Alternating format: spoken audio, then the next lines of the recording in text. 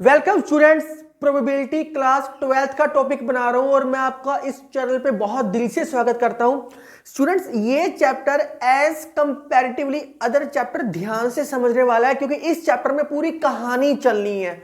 ये chapter total मैं 8 to 9 parts बनाने पसंद करूंगा और आपको थोरोली करवाऊंगा ताकि आपको अलग से कोई खास बुक भी ना रेफर करनी पड़े। स्टूडेंट्स, आपने कॉन्सेप्ट बेस्ड स्टडी करनी ताकि क्वेश्चन एक फ्लो में सोल्व होए।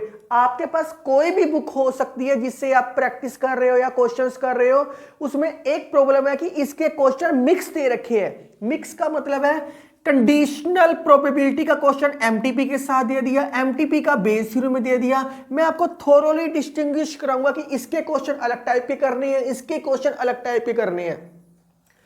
आपने 10th क्लास की ये वीडियो देखने से पहले 10th क्लास की प्रोबेबिलिटी का पार्ट 1 जरूर देखना है।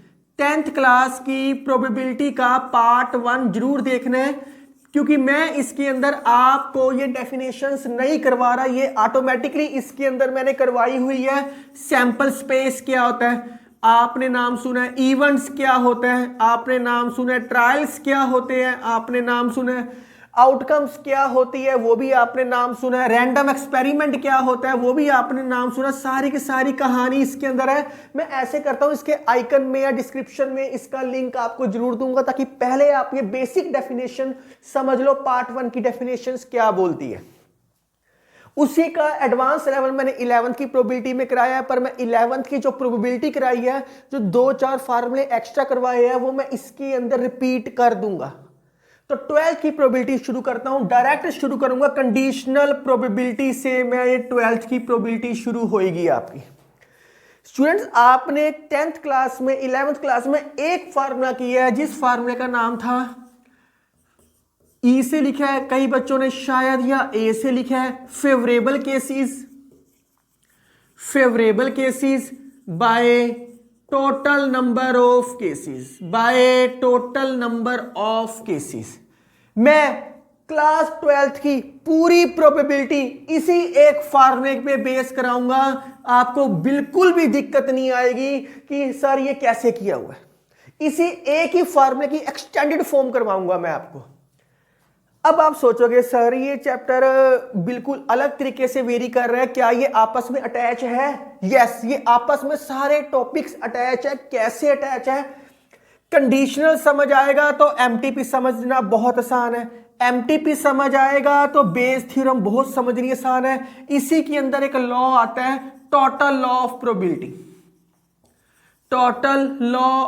प्रोबेबिलिटी, और ये क्वेश्चन श्योर है कि फाइनल में 6 मार्क्स का आएगा ही आएगा। ये डेफिनेटली श्योर है कि फाइनल में इसका क्वेश्चन 6 मार्क्स का आएगा। आपको मैं आपको बहुत डिस्टिंग्विश तरीके से करवाऊंगा ताकि आपको प्रॉब्लम ही ना आए। अगला टॉपिक है random variable and probability distribution. Very easy topic. Random variable का मीन एंड वेरिएंस आएगा, रैंडम वेरिएबल का ये भी बहुत इजी है क्योंकि इसी को यूज करके ही हमने ये फाइंड आउट करना है। और बाइनोमियल भी इजी है as comparatively. These topics second, third, fourth, ये टॉपिक्स तीनों इंटरलिंक है। आप ये समझो एमटीपी एक्सटेंशन है किसकी? कंडीशनल प्रोबेबिलिटी की।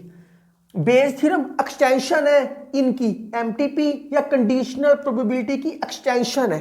जैसे आप जब छोटे थे आप क्या करते थे? आप बाजार से चिंगम लेके आए, बबल गम लेके आए, आपने बबल गम खाई, थोड़ी देर बाद उसका टेस्ट आना कम हो जाता है, फिर भी आप उसको जोड़ तोड़ के फिर दोबारा मुंह में डालते थे। जब छोटे थे तो फिर उसका टेस्ट लेना पसंद करते थे। फिर जब वो बिल्कुल टेस्टलेस हो जाती थी तो आप निकालते थे, खोल के चीनी डालते थे या कुछ डालते थे, मीठी करके फिर मुंह में डाल लेते थे। तो छोटे बच्चे ऐसे ही करते हैं, आप देखना आप भी करते थे। तो वो क्या था, जैसे ही आप कंडीशनल प्रोबेबिलिटी करोगे ये टेस्ट आएगा थोड़ा सा, थोड़ी देर बाद एमटीपी में टेस्ट आना कम हो जाएगा, बेस थ्योरम में बिल्कुल टेस्टलेस हो जाएगी। तो हम इसके अंदर चीनी डालेंगे और इसको एक इंटरेस्टिंग वे से करेंगे तो ये सारे आपस में लिंक है, उसके बाद प्रोबेबिलिटी खत्म है। तो ये आपस में अटैच है। टेस्ट बनाने के लिए मैं आपको बड़े आसान वे से मैं ये करवाऊंगा आपको। तो प्रोबेबिलिटी की डेफिनेशन आप यहां से देखना स्टूडेंट्स। मैं आपको +1 की थोड़ी सी प्रोबेबिलिटी 5 मिनट के लिए रिवाइज करवाता हूं कि विद रिप्लेसमेंट क्या होता है, विदाउट रिप्लेसमेंट क्या होता है। आप इतने इंडेक्स इसका राइट डाउन कर लो।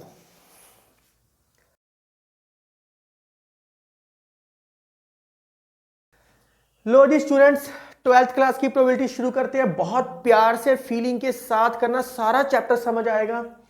ये आप 11th क्लास में छोटे छोटे फार्मूले करके आए हो कि ए यूनियन बी का फार्मूला क्या होता है, ए और उसके साथ कॉम्प्लीमेंट का सम 1 के इक्वल होता है। अगर होल कॉम्प्लीमेंट आ जाए तो 1 में से माइनस करते हैं। स्टूडेंट्स ए बार लिखो चाहे आप ए कॉम्प्लीमेंट लिखो, बोथ आर सेम थिंग। चाहे आप सी लिख लो, यहाँ कोई बात नहीं, एक ही बात है, कंफ्यूज नहीं होना। मैं लिख देता हूं इस कॉन्सेप्ट के अंदर, यहां अगर सी भी आ जाए तो 1 में से माइनस किया होगा कॉम्प्लीमेंट, इसका मतलब होता है कॉम्प्लीमेंट आप करके आए हो। अगले में ए बार इंटरसेक्शन बी बार है, तो ये आप डी मॉर्गन लॉ करके आए हो सेट्स में। एक्चुअली में ये डी मॉर्गन लॉ है, डी मॉर्गन लॉ। वो क्या होता है, A complement intersection B complement आप करके आए हो। इसको लिख सकते थे ए यूनियन बी का होल कॉम्प्लीमेंट। अगर यहां यूनियन होता तो यहां इंटरसेक्शन आ जाता बीच में, बात एक ही थी। उसके बाद तो 1 में से माइनस किया हुआ है। तो ये आप छोटे छोटे रिजल्ट्स करके आए हो। जो आपको मैं 2-4 क्वेश्चन स्टार्टिंग के करवाऊंगा वो इन्हीं के ऊपर बेस मिलेगी, और ये आते नहीं 1 मार्क के लिए, कभी कभी क्वेश्चन पूछ लेते हैं वो स्टूडेंट्स। जब आप ऑब्जेक्टिव करोगे ना मेरी वीडियो से, तो आपको ये समझ आएगा कि पहले सब्जेक्टिव आना जरूरी है, फिर ऑब्जेक्टिव के साथ में शॉर्टकट ट्रिक्स और हर चीज बताता रहूंगा मैं आपको। तो इस चैप्टर के अंदर ये थोड़ा सा पता होना चाहिए। डी मॉर्गन लॉ है, कॉम्प्लीमेंट का होल कॉम्प्लीमेंट लिखते हैं, लेकिन इंटरसेक्शन यूनियन में चेंज होती है, यूनियन इंटरसेक्शन में चेंज होती है। क्वेश्चन में मैं बताऊंगा सीधा। तो प्रोबेबिलिटी शुरू करने से पहले, कंडीशनल प्रोबेबिलिटी शुरू करने से पहले उसकी कहानी समझनी जरूरी है। तो कहानी यहां से शुरू होती है। एक आपको प्रोबेबिलिटी में वर्ड आएगा सक्सेसिवली, एक आएगा साइमल्टेनियसली। सक्सेसिवली का मतलब होता है एक के बाद एक, एक के बाद एक। और साइमल्टेनियसली का मतलब होता है एक साथ, at the same time. Students, अब एक के बाद एक और एक साथ में फर्क क्या हुआ? एक के बाद एक मतलब पहले एक चीज निकाल लो फिर दूसरी निकालनी है। एक साथ मतलब इकट्ठी सारी चीजें निकालनी है। जैसे आप किसी रिश्तेदार के घर जाओ या किसी के घर जाते हो, तो आगे वो ड्राई फ्रूट की ट्रे रखता है आपके सामने, तो हम जो समझदार होते हैं पहले एक उठाते हैं, फिर दूसरा उठाते हैं, फिर तीसरा। नहीं तो कुछ जो जिनमें पेशेंस नहीं होती, वो एक, बच्चों की बात कर रहा हूं, जो 8 साल का, 6 साल का, 10 साल का बच्चा होता है, वो एक ही बार में मुट्ठी भर लेता है अपनी। ठीक है यार, मैं अपनी जेब में डाल लेता हूँ, एक एक करके खाऊंगा। तो वो साइमल्टेनियसली है, और जो समझदार है वो सक्सेसिवली है। तो यही चीज है इसके अंदर, यही चीज मैं सिखाने की कोशिश कर रहा हूं। 10th क्लास की जो मैंने प्रोबेबिलिटी कराई है, पार्ट 1 में मैंने बताया है 2 coins are tossed once और 1 coin is tossed 2 times, both are same thing। आप उसके अंदर देख सकते हो, मैंने ट्री डायग्राम बनाई है। जो +2 की प्रोबेबिलिटी में बेस थ्योरम मैं करवाऊंगा वो ट्री डायग्राम से ही कराऊंगा, बेस थ्योरम। तो सक्सेसिवली, साइमल्टेनियसली की तो प्रॉब्लम ही नहीं है कि एक ही बार में सारी चीजें इकट्ठी उठा लेनी है। प्रॉब्लम किसमें आएगी? सक्सेसिवली, एक के बाद एक, एक के बाद एक। तो ये 2 पार्ट्स में डिवाइड है सक्सेसिवली। एक आएगा विद रिप्लेसमेंट, एक आएगा विद रिप्लेसमेंट, एक आएगा विदाउट रिप्लेसमेंट, एक आएगा विदाउट रिप्लेसमेंट। नाम से क्लियर है, विद रिप्लेसमेंट मतलब चीज को उठाया वापस रख दिया, विदाउट रिप्लेसमेंट का मतलब है चीज को उठा लिया वापस नहीं देना। तो यहीं से सारी कहानी शुरू होगी प्रोबेबिलिटी की। मैं एग्जांपल देके आपको सारी कहानी कंडीशनल प्रोबेबिलिटी के ऊपर लेके आऊंगा। तो एक बैग है, सपोज कर लो एक बैग है, एक बैग के अंदर 4 व्हाइट बॉल्स है, 3 रेड बॉल्स है। इसमें से मैंने कह दिया 2 white balls be drawn, 2 white balls be drawn. 2 white ball निकालनी है। ये चैप्टर पूरा का पूरा कॉन्सेप्ट बेस है। प्रोबेबिलिटी रट्टे नहीं मार सकते इसके अंदर। 2 व्हाइट बॉल निकालनी है, 2 निकाल लो, इसमें कॉन्सेप्ट समझना है। विदाउट रिप्लेसमेंट का क्या मतलब होगा? इसके अंदर भी मैं मान लेता हूं 4 व्हाइट है और 3 रेड है, 3 रेड है। इसके अंदर भी 2 white balls be drawn, 2 white balls be drawn। Simultaneously भी, ये भी मैं इसी के अंदर करवाता हूं आपको, सेम कहानी। 4 व्हाइट बॉल्स है स्टूडेंट्स और 3 रेड बॉल्स है। इसके अंदर भी 2 व्हाइट बॉल्स भी ड्रॉन। तीनों में फर्क क्या हुआ? White balls be drawn. तो 3 पार्ट्स में डिवाइड कर दिया, विद रिप्लेसमेंट, विदाउट रिप्लेसमेंट और साइमल्टेनियसली। ये समझ आएगा तो प्रोबेबिलिटी समझ आएगी। विद रिप्लेसमेंट का क्या मतलब है स्टूडेंट्स? मैं विद और विदाउट में क्या मतलब है डायरेक्ट समझो। एक समझदार बच्चा क्या करता है? बैग से बॉल निकाली, खेलने गया, दोबारा घर आया, बैग में बॉल रख दी। फिर अगले दिन बॉल निकाली, फिर खेलने गया, फिर वापस आया, बैग में बॉल रख दी। विद रिप्लेसमेंट वापस करना, इसका मतलब होता है वापिस करना। और विदाउट रिप्लेसमेंट का मतलब क्या होता है? लापरवाह बच्चा है, घर से निकला, बॉल निकाली, खेलने गया, वही छोड़ आया, ग्वाच की जी, वापस आ गया, तो फिर अगले दिन फिर बैग से बॉल निकाली, फिर खेलने गया, वो विदाउट रिप्लेसमेंट है, लापरवाह बच्चा है। तो पहले ये समझते हैं। लो जी, इसमें 2 व्हाइट बॉल निकालनी है। Let A is equal to first white ball be drawn, first white ball be drawn. B is equal to second white ball be drawn. A को भी व्हाइट मान लिया, B को भी व्हाइट मान लिया। अब 2 बॉल्स निकालनी है, तो सारी प्रोबेबिलिटी जो ये चलती है 2 बॉल्स निकालनी है। A पहली बॉल, B दूसरी बॉल, इसके बीच में इंटरसेक्शन यूज होती है, इसको बोलते हैं इंटरसेक्शन, ये यूज होती है। चलो 2 बॉल्स निकालते हैं। अगर आपने ये अभी नहीं लिखना कोई बात नहीं, अपने आप समझ आएगा। लिख लो probability 2 balls drawn, 2 white balls drawn. आप ऐसे लिख लो यहाँ, पहली बॉल और दूसरी बॉल। और का मतलब ही होता है एंड, और एंड का मतलब इंटरसेक्शन। ये आप करके आए हो, ये मैं दोबारा लिख रहा हूं, सेट्स में करके आए हो, +1 में प्रोबेबिलिटी में करके आए हो। अगर वो बोलता है और, इसका मतलब होता है यूनियन। अगर वो बोलता है एंड या बोल दे बोथ, तो इसका मतलब होता है इंटरसेक्शन। तो ये बोथ ही तो है दोनों, ए बोथ भी, दोनों व्हाइट बॉल्स निकालनी है, इसलिए इंटरसेक्शन यूज हुआ। चलो जी करके देखते हैं। लो जी, पहले व्हाइट बॉल निकालो। पहली व्हाइट बॉल कितने तरीकों से निकलेगी? Favourable case by total number of case. मैं आपको बता चुका हूं पूरे चैप्टर में एक ही कहानी सिखाऊंगा, favourable case by total number of cases. तो 4/7 मल्टीप्लाई। अब दूसरी व्हाइट बॉल निकालनी है, ये क्या है? With replacement. बॉल निकाली, खेली, वापस रख दी, वापस रखने के बाद कितनी बॉल्स बच गई? 4 ही बची। दूसरी व्हाइट बॉल कितने तरीकों से आएगी? 4/7। एक ही बॉल से खेला, वापस रख दिया, फिर उससे खेला, फिर वापस रख दिया। तो व्हाइट बॉल तो इतनी ही रही इसके अंदर। अगर इसमें से निकालता, इसमें से मैं निकालूंगा दोनों व्हाइट बॉल, पहली व्हाइट बॉल कितने तरीकों से निकलेगी? 4/7। अब ध्यान से, विदाउट रिप्लेसमेंट वापस नहीं की, मैंने बॉल निकाल दी और फेंक दी। कितनी व्हाइट बॉल बच गई? 3 व्हाइट बॉल बच गई स्टूडेंट्स, 3 व्हाइट और 3 रेड। दूसरी व्हाइट बॉल कितने तरीकों से निकलेगी? 3 तरीकों से निकलेगी out of 6। This is the difference between with replacement और without replacement. This is the difference between with replacement and without replacement. मैं रिपीट कर रहा हूं, विदाउट रिप्लेसमेंट क्या हुआ? इसमें 4 व्हाइट है, मैंने एक व्हाइट निकाल ली, 4 में से कोई भी निकल सकती है, 4/7। अब एक निकाल चुका हूं, तो 4 व्हाइट की जगह कितनी व्हाइट बच गई? 3 व्हाइट बच गई। विदाउट, मैंने वापस नहीं की, अब मैंने दूसरी व्हाइट निकालनी है। दूसरी व्हाइट बॉल कितने में से निकलेगी? 3 में से निकलेगी। तो 3 आउट ऑफ टोटल नंबर 6, इसलिए इसमें एक कम हो जाता है।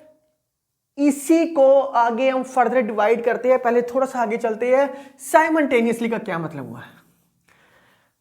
2 व्हाइट बॉल्स भी ड्रॉन, बेफिक्र हो जाओ, 2 व्हाइट बॉल्स भी ड्रॉन, प्रोबेबिलिटी 2 व्हाइट बॉल्स भी ड्रॉन। एक साथ निकालनी है ना, प्रॉब्लम ही नहीं है।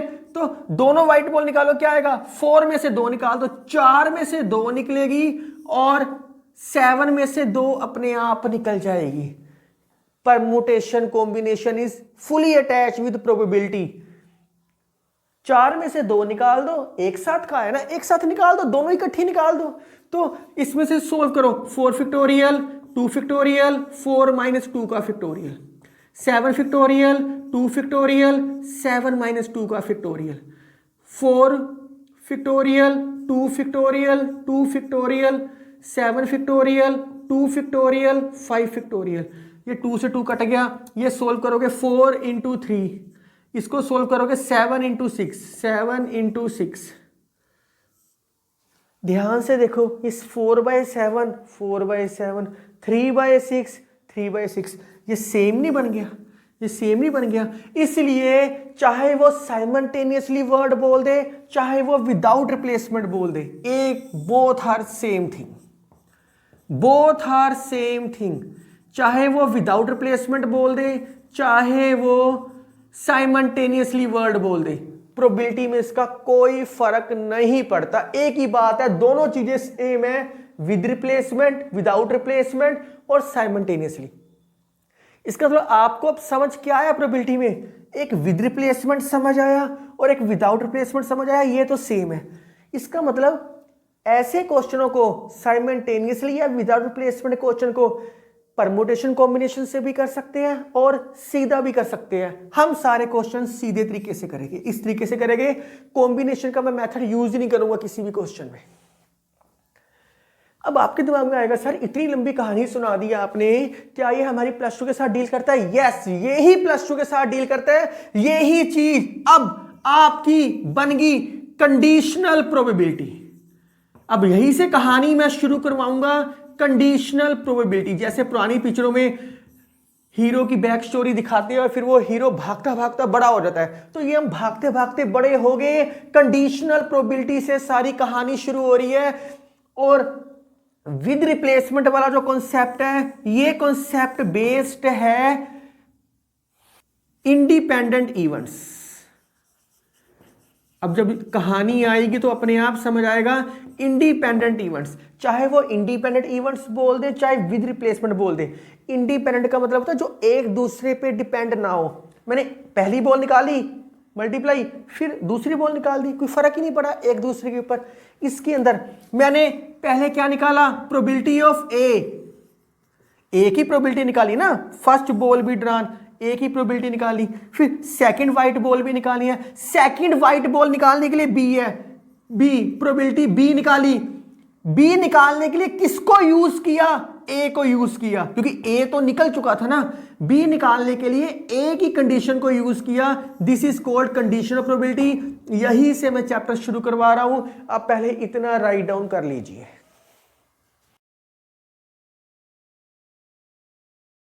तो स्टूडेंट्स, कंडीशनल प्रोबेबिलिटी में मैंने विदाउट एक्सपेंडिंग में छोड़ा था, ये मैंने दोबारा लिख दिया। कंडीशनल प्रोबेबिलिटी यही से दोबारा सिखा रहा हूं। आप एक क्वेश्चन कर लोगे ना कंडीशनल प्रोबेबिलिटी का, सारे क्वेश्चन आप खुद सोल्व कर सकते हो। इसी को बोलते हैं कॉन्सेप्ट बेस्ड स्टडी। स्टूडेंट्स, कोई भी टीचर है, कोई भी कोचिंग वाला है, सारे क्वेश्चन कोई नहीं कराता, पर कॉन्सेप्ट अगर समझ आएगा, सारे क्वेश्चन किसी भी बुक से आप खुद सोल्व कर सकते हो। ये कंडीशनल प्रोबेबिलिटी क्या है? देखो, इसका नाम मैंने क्या दिया था? पी ए, क्योंकि फर्स्ट व्हाइट बॉल निकाली थी। पी ए, ये मल्टीप्लाई इसलिए करते हैं क्योंकि इंटरसेक्शन होती है बीच में हमेशा। पी ए इंटरसेक्शन बी, इसका फार्मूला ही होता है मल्टीप्लाई में। दो निकालनी है तो पहले एक निकाल लो, मल्टीप्लाई दूसरे निकाल लो।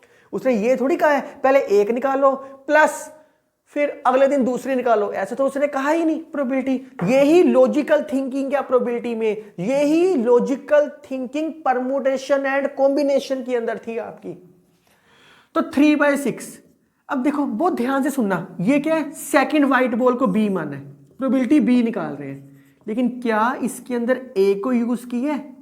ए व्हाइट बॉल, यस, एक व्हाइट बॉल निकल गई, ए से एक व्हाइट बॉल निकाल ली, तभी 3 बची है इसके अंदर। इसका मतलब बी को तो निकाला है लेकिन ए को यूज करके निकाला है। बी को तो निकाला है लेकिन ए को यूज करके निकाला है, इज कॉल्ड बी बाय ए। अगर मैं इस फार्मूले में पी ए को नीचे ले जाऊं तो फार्मूला क्या बन गया? बी बाय ए का। Probability A intersection B by P A, this is called conditional probability. Conditional, एक चीज निकाल ली, दूसरी चीज निकालने के लिए कंडीशन लगी कि पहले का काम हो चुका हो। मैं फिर रिपीट कर रहा हूं, एक चीज आप निकाल चुके हो, दूसरी चीज निकालनी है। दूसरी चीज निकालने के लिए वो कब निकलेगी? जब पहली चीज हो चुकी हो। आप ABC सीख चुके हो तभी आप कैट बैट रैट सीखोगे, तो उसके बिना कैसे सीखोगे? ABC आनी जरूरी है। ABC सीख चुके हो तो कैट बैट सीखना है, लेकिन वो कब सीखोगे? जब ABC आएगी। तो this is called conditional probability. Condition लगी, इट इज डिनोटेड बाय, वही लिखा है, दो चीजों का होना जरूरी है कंडीशन लगाने के लिए। देन फाइंड प्रोबेबिलिटी बी निकालनी है व्हेन A इज गिवन। अगर एक चीज गिवन है, ये गिवन है, इसको यूज करके सेकंड के निकालने के मेथड को बोलते हैं conditional probability. And denoted by निकालना क्या है? B, probability B by A. B निकालना है ए को यूज करके। एंड डिफाइंड बाय, फार्मूला क्या हुआ इसका? डिफाइंड बाय, क्या मैंने आपको डेरिवेशन करवाई फार्मूले की? प्रोबेबिलिटी दोनों की इंटरसेक्शन, जो चीज डिनोमिनेटर में है वो नीचे लिख दो। This is called conditional probability. ये फार्मूला है कंडीशनल प्रोबेबिलिटी का। जिन बच्चों ने पूरी कहानी नहीं सुननी वो यहां से शुरू कर सकता है, डायरेक्ट फार्मूला यहां से शुरू है। कंडीशनल प्रोबेबिलिटी का फार्मूला है बी बाय ए, दोनों की इंटरसेक्शन, जो डिनोमिनेटर में लिख दिया। ये हमेशा गिवन होता है, आप याद रखोगे, गिवन वाली चीज हमेशा डिनोमिनेटर में लिखते हैं। कई बार कुछ बच्चे कहते हैं सर A बाय बी ना लिख ले इसको, फिर आपको B गिवन मानना पड़ेगा तो A फाइंड आउट करना पड़ेगा आपको। पर मैं सारे क्वेश्चन में A को हमेशा गिवन मानना है और B को हमेशा फाइंड आउट करना है। कैसे करना है? A को यूज करके फाइंड आउट करना इज कॉल्ड कंडीशन। कंडीशन लगा दी मैंने, is called conditional probability.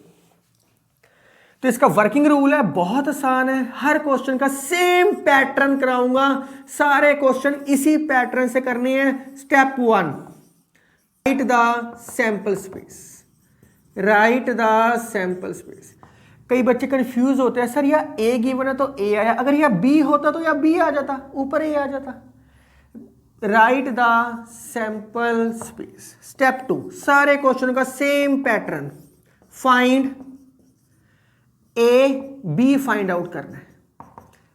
A को हमेशा मैंने गिवन मानना है, हर क्वेश्चन में मैं गिवन लेट करके चलूंगा, A गिवन है, और B को मैं कहूंगा फाइंड आउट करना है। हर क्वेश्चन में B हमेशा फाइंड आउट करूंगा। A के कोरस्पोंडिंग क्या फाइंड होएगा? PA फाइंड होएगा। B के कोरस्पोंडिंग क्या फाइंड होएगा? PB फाइंड होएगा। हर क्वेश्चन में यही निकालूंगा मैं। स्टेप 3 के अंदर क्या निकालना है? A इंटरसेक्शन B, दोनों की इंटरसेक्शन निकालोगे बड़े आराम से निकल जाएगी। इसके कोरस्पोंडिंग क्या आएगा? PA intersection B। स्टेप 4, भाई 4 स्टेप्स करने हैं हर क्वेश्चन में। बाय कंडीशनल प्रोबेबिलिटी मैंने फाइंड आउट क्या करना है? B निकालना है A को यूज करके। तो दोनों की इंटरसेक्शन, डिनोमिनेटर चीज कभी 0 के इक्वल नहीं हो सकती। दोनों की इंटरसेक्शन बाय जो डिनोमिनेटर में है वो डिनोमिनेटर में आ जाएगा। ये फार्मूले में अप्लाई करना है। आपके माइंड में आएगा सर P इंटरसेक्शन B का फायदा हुआ, यस। PA का फायदा हुआ, यस। PB की क्या लोड है निकालने की? तो सिर्फ एक बस नॉलेज के लिए निकाल रहे हैं, वैसे इसकी कोई इंपॉर्टेंस नहीं है, सिर्फ नॉलेज के लिए निकाल रहे हैं। अगर सिर्फ B ही निकालते, मतलब इंडिपेंडेंट इवेंट होता तो क्या होता? पर हमने तो ये सारा कहानी किसमें की है? विदाउट प्लेसमेंट पे, जो इंडिपेंडेंट नहीं है, डिपेंडेंट है, उसके अंदर की है। तो ये फार्मूला मैं हर क्वेश्चन में यूज करूंगा। सो अब ये जितनी भी मैंने करवाई है, इसी के बेस पे हम कुछ क्वेश्चंस करते हैं। एक छोटी सी चीज, आपको क्वेश्चन में पता कैसे लगेगा कि कंडीशनल प्रोबेबिलिटी का क्वेश्चन है? यह एक स्पेशल टिप लिखी आती है, की पॉइंट या टिप लिखी आती है। इट इज नोन दैट, पता है हमें, या ऐसे भी लिखा हो सकता है गिवन दैट। एक ही बात है, अंडरस्टूड है कि ये कंडीशनल प्रोबेबिलिटी का क्वेश्चन है। अब इसके बेस पे हम कुछ क्वेश्चंस करते हैं। मैं कुछ क्वेश्चंस पहले इजी करवा रहा हूं और ये क्वेश्चन आप खुद कर सकते हैं बहुत प्यार से। अब इसमें कंफ्यूज ना होना कि सर A बाय B, आपने तो कहा है कि B को हमेशा मैं ऊपर लूंगा, ये क्वेश्चन की डिमांड ही ऐसी है, हमें कुछ भी नहीं समझना। P A by B conditional probability का फार्मूला क्या होता है? दोनों की इंटरसेक्शन, जो चीज डिनोमिनेटर में है वो नीचे आती है। जब मैं खुद स्टेटमेंट वाले क्वेश्चन करवाऊंगा उसके अंदर मैं हमेशा ए को लेट करूंगा, बी को फाइंड आउट करूंगा, ए को गिवन लेके चलूंगा। डिनोमिनेटर वाली चीज कभी जीरो के इक्वल नहीं हो सकती, ये मैं बता चुका हूं, लिखा नहीं था कंडीशनल प्रोबेबिलिटी का फार्मूला, अब आप लिख लो कि डिनोमिनेटर कभी जीरो के इक्वल नहीं होता। जीरो हो जाएगा तो फिर कुछ क्या डिफाइन, इन्फिनिटी आ जाएगा फिर तो इसकी वैल्यू क्या है? 0.4। इंटरसेक्शन आपने निकालनी है, आपने सोचना है कि सर ये क्या देख के पता लग रहा है कि फार्मूला है A by B. A by B का मतलब ही होता है कंडीशनल प्रोबेबिलिटी, बी गिवन है, ए फाइंड आउट करो। अब पी बी क्या दे रखे है आपके पास? 0.5, मल्टीप्लाई कर दो। पी ए इंटरसेक्शन बी का आंसर क्या आ गया? 0.4 मल्टीप्लाई 0.5, 20/100, 0.2, बहुत आराम से आ गया। अब इसके अंदर एक चीज का खास ख्याल रखना है, आप सोचोगे सर पीए क्यों दे रखा है? पीए की कोई इंपॉर्टेंस नहीं है, सिर्फ कंफ्यूज करने के लिए दे रखा है, उसकी जरूरत ही नहीं पड़ी हमें। इस क्वेश्चन के अंदर क्या है? ये भी सेम है, पी ए बाई बी निकालना है। फार्मूला क्या होएगा? दोनों की इंटरसेक्शन, जो चीज डिनोमिनेटर में है डिनोमिनेटर में आएगी, और डिनोमिनेटर कभी भी जीरो के इक्वल नहीं होएगा बच्चों। इंटरसेक्शन क्या है? 1/5, ये क्या है? 1/4, ऊपर जाके क्या आएगा? 4/5। बड़े आराम से हो रहे हैं क्वेश्चंस।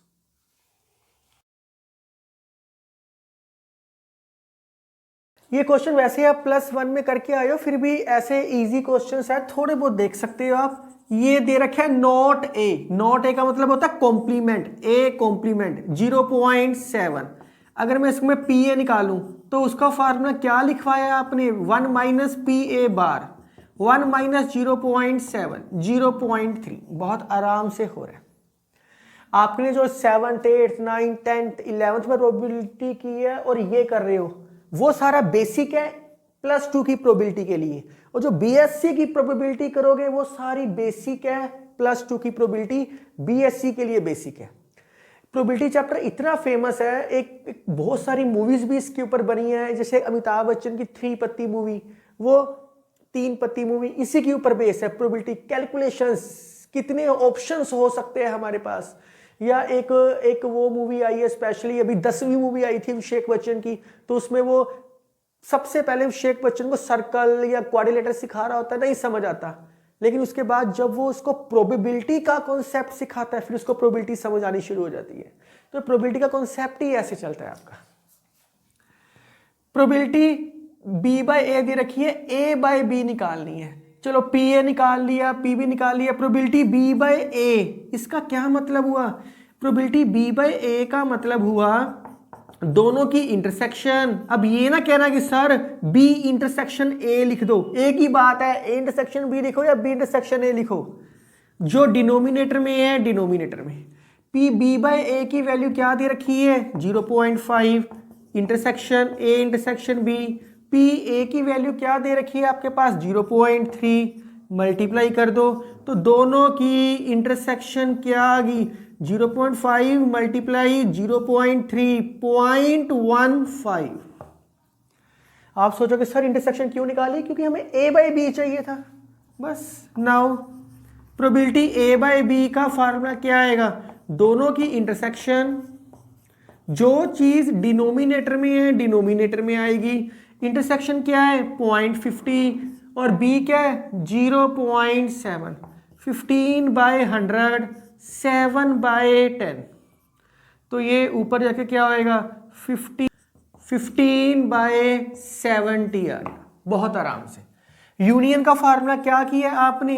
एक दो फार्मूले यूज हो रहे हैं जो मैंने स्टार्टिंग में लिखवाए हैं आपको, P A plus P B minus P A intersection B, बस वैल्यूज ही पुटिंग करनी है। 0.3, 0.7 और ये माइनस 0.15, कैलकुलेशन कर लेना, आंसर आ जाएगा। क्वेश्चन को सोल्व करने के लिए भी same pattern, A union B कहा है उसने निकालने के लिए, पहले ए यूनियन बी का formula P A plus P B minus P A intersection B, evergreen formula of probability. एक फार्मूला ये एवरग्रीन है और एक total number of favourable cases by total number of cases. तो यूनियन क्या आ गया आपके पास इसके अंदर 1/3 plus 1/4 minus 1/5, 4 plus 3 7/12 minus 1/5, 35 minus 12/60, 23/60 calculations करके आ गया। पी बी बाय ए निकालना है, बी बार बाय ए बार, वो ही काम। दोनों की इंटरसेक्शन अगर बाहर में है तो बाहर में इंटरसेक्शन आ गई, क्या फर्क पड़ गया? कोई फर्क नहीं पड़ा, जो डिनोमिनेटर में है डिनोमिनेटर में आ गया। अब ये डी मॉर्गन लॉ है, ए बार इंटरसेक्शन बी बार, मैं बता चुका हूं, इसको लिख सकते हैं ए यूनियन बी का whole bar, P A bar. Whole bar को लिख सकते हैं 1 minus probability A union B, और नीचे इसको लिख सकते हैं 1 माइनस पी ए, कि कॉम्प्लीमेंट को होल बार को चेंज करना पड़ता है ना सिंपल में।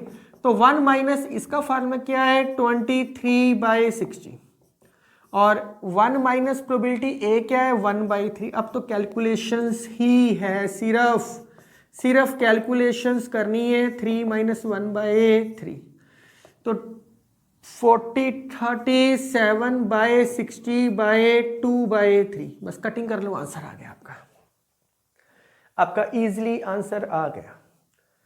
इतना राइट डाउन करो आप।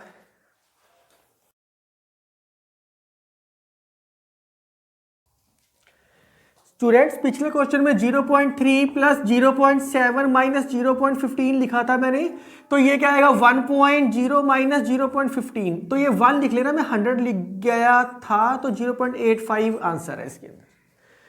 तो अब ये स्टेटमेंट क्वेश्चन आपके सामने है, कहता अब ये स्टेटमेंट क्वेश्चन है कंडीशनल प्रोबेबिलिटी का। पार्ट 1 में एक ही क्वेश्चन करवाऊंगा, पार्ट 2 में सारे स्टेटमेंट क्वेश्चन चलेंगे स्टूडेंट्स।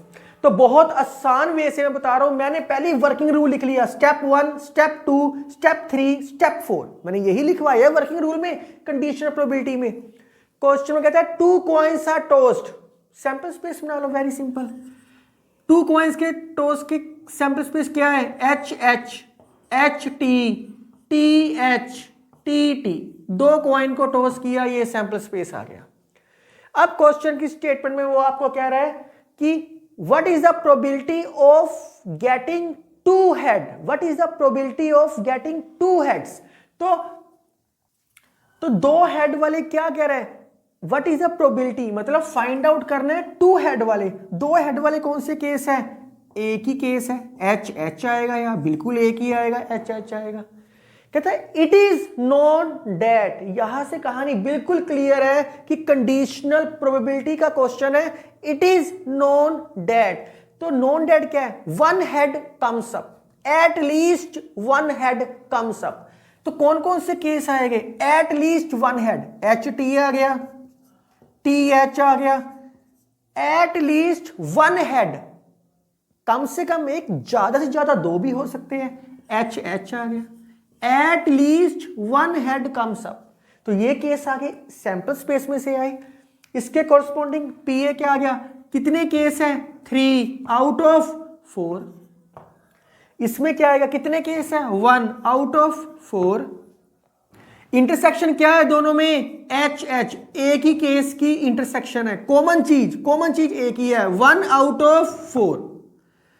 तो यहां वैल्यूज पुट कर दो बस। कंडीशनल प्रोबेबिलिटी मैंने इसलिए कहा था B को फाइंड आउट करना है A को यूज करके, तो B क्या आएगा, इंटरसेक्शन क्या आई है 1/4, और PA क्या हमारे पास है 3/4, कटिंग होके क्या आ गया 1/3।